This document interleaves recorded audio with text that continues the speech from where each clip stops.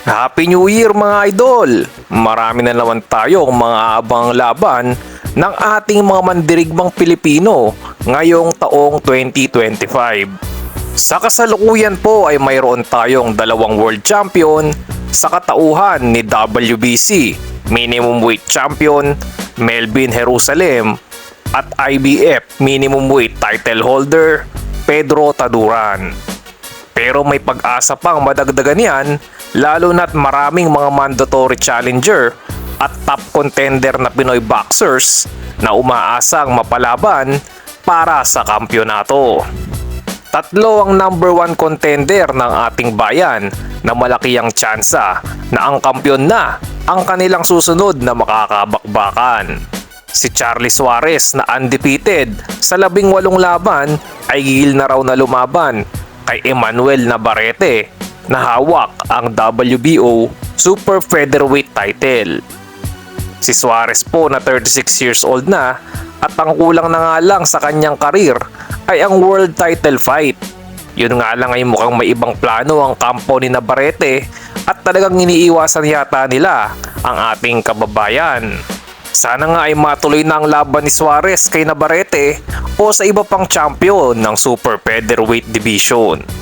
Si Reggie Suganov din ay number 1 contender sa WBO Light Flyweight Division at matapos manalo sa kanyang huling laban ay kinall out na niya ngayon ang kampyon na si Sokichi Iwata ng Japan.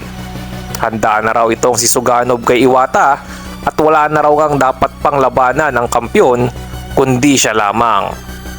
Isa pang number 1 contender sa light flyweight pero sa IBF naman ay si Christian The Bomb Araneta. At isang Hapon din ang kampyon naman sa IBF na si Masamichi Yabuki. Maliban nga sa tatlong number 1 ay may mga number 2 rank contenders pa tayo na hindi rin naman malayong mapasabak sa kampyonato. Si Mark Magnifico Magsayo ay number 2 sa WBC Super Featherweight Division. Sa Super Bantamweight naman ay number 2 sa WBC si Marlon Tapales.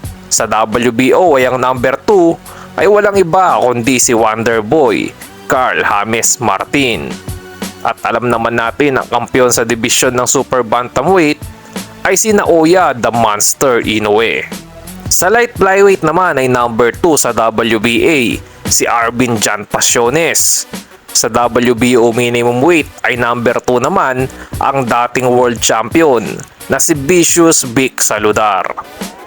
At posible rin po na mapalaban muli ang 8th Division World Champion na si Manny Pacman Pacquiao sa July. At ang kanilang hinahamon ay ang WBC welterweight title holder na si Mario Barrios. At isang pampagana nga daw dyan ay ang pagsabak sa professional boxing ng kanyang anak na si Emmanuel Pacquiao Jr. o mas kilala natin bilang si Jimwell Pacquiao. At syempre, aabangan din natin ang mga laban ng mga pambato pa nating sinaangas ng Pinas, Janriel Cuadro Alas Casimero, Raymart Gabalio, Jerwin Angkahas, Vince Paras, Dave Apolinario at marami pang ibang mga Pinoy boxers. Huwag niyo po sanang kakalimutang subaybayan ang ating channel mga idol upang lagi tayong updated sa mga balitang boxing. Happy New Year po ulit at God bless!